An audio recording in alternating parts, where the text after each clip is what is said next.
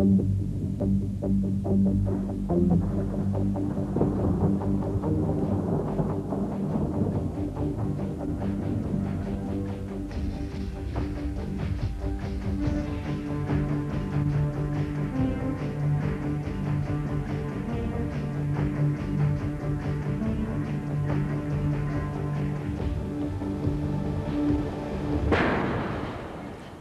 I'm Vanessa Mae.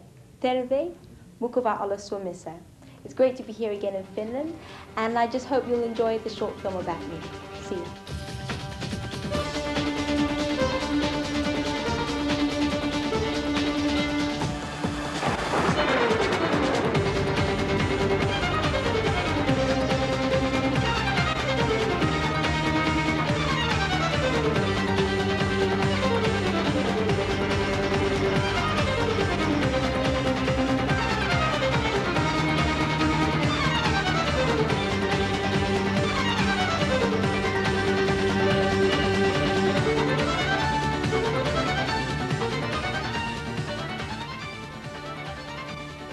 What is your favorite time of year? Is this autumn and storm time? Well, I think I'd like winter, you know? Right here at the moment, it's kind of... I prefer winter, I think, because for me, coming from an exotic kind of country like Singapore, I don't find that special anymore. The heat and the summer and the spring don't really do that much for me, but winter I love.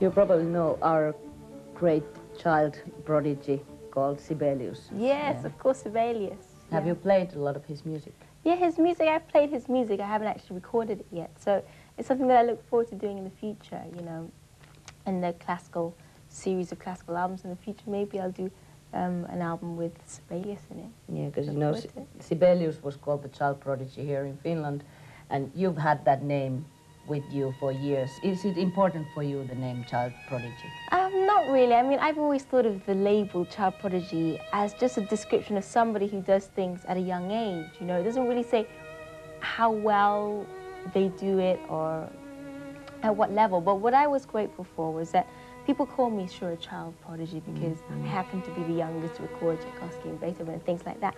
But they never said she's good because she's a child. They always judged me like an adult.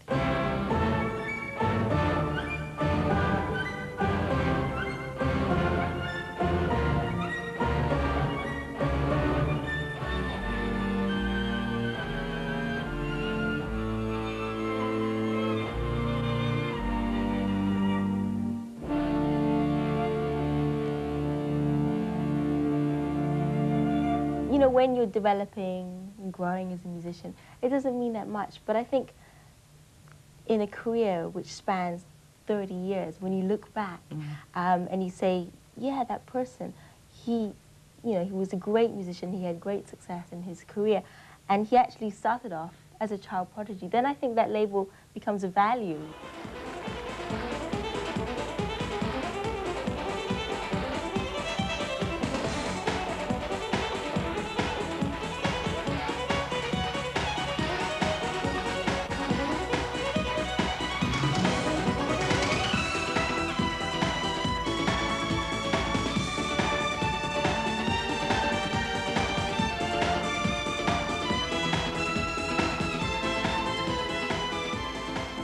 Everything that I do, whether they be videos or even the clothes that I wear on stage, are dictated by the music. They've got to have some reference to the music, otherwise there's no reason at all to do it. But in terms of image and the way I dress, it's just me, you know. There's no way that anybody can control somebody's image, or you can't even create an image for yourself, because it's just not honest to yourself or to fans out there.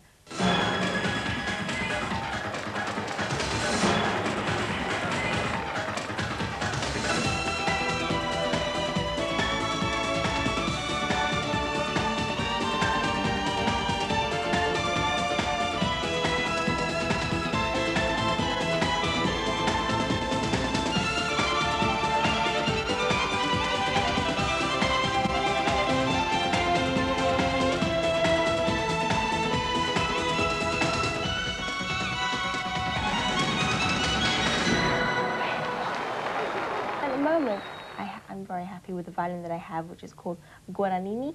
He was made a long time ago in 1761.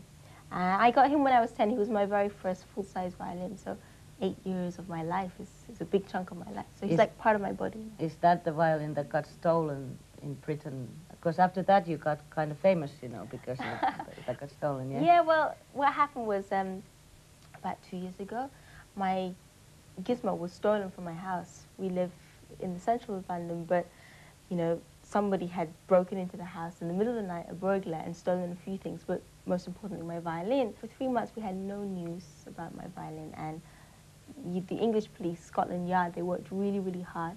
And 3 months later, they found it for me. I think I was actually... Where was it found then? It was, I don't know how they found it. Somebody tried to sell it or something? No, luckily, it never left the country.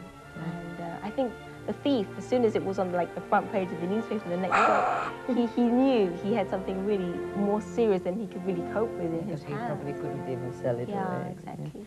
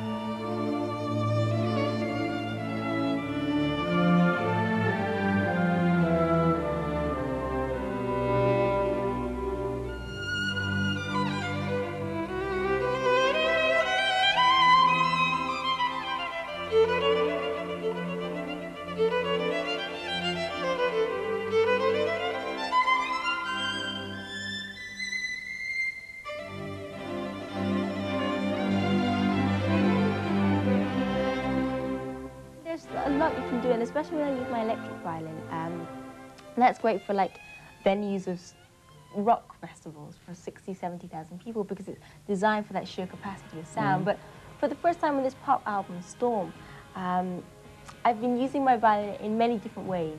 And a lot of people think that my violin is actually a guitar. Guitar, yeah, it sounds like guitar. I use it in a real thrashy, guitar-like way with lots of distortion, lots of flanging, reverb, echo, things like lots of effects.